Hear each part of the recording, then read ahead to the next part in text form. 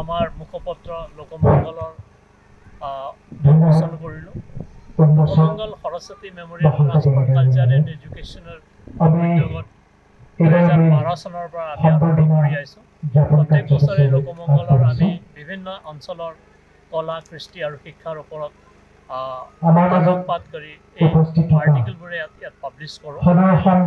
এইবাৰৰ লোকমংগলটো অলপমান বেলেগ ধৰণৰ।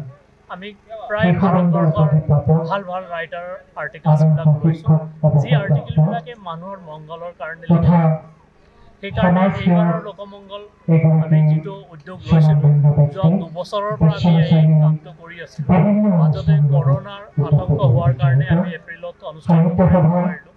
তাৰ পৰিৱৰ্তে আজি আমি এই অনুষ্ঠানটো কৰিব পাৰিলোঁ আৰু ইয়াক আমি আৰু আগলৈ লৈ যাম, যাতে আমি এতিয়া বাৰ্ষিক হিচাপে ওলালে পিছতে আমি হয়তো ছমহীয়া, তাৰপিছত কোৱাৰ্টাৰলি আৰু মাহেকীয়াও কৰোঁ।